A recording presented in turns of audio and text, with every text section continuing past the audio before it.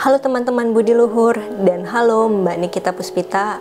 Kali ini untuk UTS Komunikasi Publik dan Presentasi aku akan membahas tentang 3 kata aja nih: ghosting, restu, dan pemimpin. Pasti ya kalian tahu ya, lagi panas-panasnya berita tentang anak pemimpin negara kita yang katanya ghosting gitu. Tapi menurut aku sih kayaknya nggak ghosting ya, lebih ke diabaikan aja gitu kalau dari berita yang aku tahu. Tapi menurut aku pengabaian itu akan menjadi sesuatu yang menyakitkan sih untuk si perempuannya, untuk mantan pacarnya, karena ditinggal begitu aja ya sakit dong. Ghosting itu populer banget ya di zaman sekarang, karena aku sendiri pun mengalami di ghosting dan aku juga pernah mengghosting orang. Alasannya kenapa aku mengghosting ya, jadi gini, aku itu sebelumnya hanya pernah pacaran dengan satu orang laki-laki, dan itu dari aku masih SMK sampai tahun lalu lah ya, kira-kira hampir 12 tahun, dan hubungannya harus kandas karena berbagai masalah. Dan terus dari situ aku pasti pengen dong untuk cari cari teman baru lah ya, cari teman baru, dan kalau beruntung mungkin bisa dapat pasangan. Dan aku main aplikasi atau yang bisa kita bilang itu dating apps. Aku nggak mau sebut nama brandnya, maksudnya nama aplikasinya apa, mungkin kalian pasti udah tahu lah ya. Terus di dating apps itu kita kan pasti kenalan tuh, kenalan, ngobrol, ada juga yang jalan bareng. Tapi ketika di tengah-tengah perkenalan itu pasti ada aja kan yang mungkin kita nggak cocok atau dianya nggak cocok sama kita, jadi tiba-tiba ngilang aja gitu di chat, udah nggak bales. Terus pokoknya ada aja yang kayaknya kurang atau apa, dan hilang aja gitu orangnya. Tapi menurut aku pun melakukan itu ya untuk certain people yang menurut aku memang aku nggak ada interest yang sama beberapa orang ini, dan menurut aku sih wajar aja untuk ghosting. Tapi kalau untuk kasus ghosting seseorang yang udah kita kenal ya, maksudnya kayak pacaran gitu udah 5 tahun, pacaran udah 5 tahun itu di ghosting ya harusnya bisa dibicarakan baik-baik gitu loh. Aku pengen putus atau apa, udah nggak ada perasaan atau gimana. Dan dari sini juga aku pengen cerita nih, kalau kadang ada kata-kata yang namanya bahaya sih dari hubungan pacaran, yaitu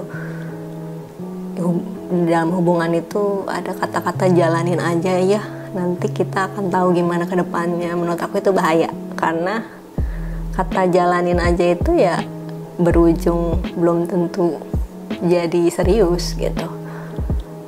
Dan yang aku rasain juga banyak orang yang sebenarnya nggak dapet restu dari orang tuanya, tapi memaksakan untuk tetap menjalani hubungan dengan orang yang dia lagi kesengsem lah gitu. Karena aku merasakan nih, mamaku juga sebenarnya dulu tidak memberikan restunya gitu untuk aku dengan mantan pacar aku, tapi aku tetap menjalani hal tersebut, maksudnya menjalani hubungan tersebut. Dan mungkin tapi mamaku bilang kalau kamu percaya ya udah jalanin, tapi mama gini gitu lah. Tapi ya udah, akhirnya aku merasakan bahwa mungkin yang mamaku lihat itu ya ada benarnya gitu. Dan ketika terjadilah gitu masalah yang menurut aku ada hubungannya dengan ketidaksetiaan ya, di situ aku sedih banget sih. Dan mamaku juga bilang kalau kesetiaan itu mahal gitu. Kesetiaan itu mahal dan hanya bisa dilakukan oleh orang-orang yang terpilih mungkin.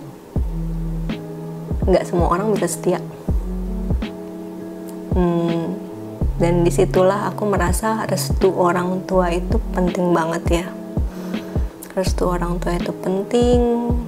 Kalau mungkin orang tua kita ada nggak sereknya sama pasangan kita, kita bisa lihat sih, daripada kita memaksakan untuk jalan terus ke depannya. Kecuali kitanya udah sanggup nih menjalani hubungan walau tidak direstui oleh orang tua. Tapi menurut aku itu sulit banget. Dan apalagi untuk laki-laki ya, laki-laki itu kan pemimpin. Maksudnya pemimpin gitu. Kalau dalam agama dan dalam contohnya dalam agama Islam ya, kan laki-laki itu akan menjadi imam.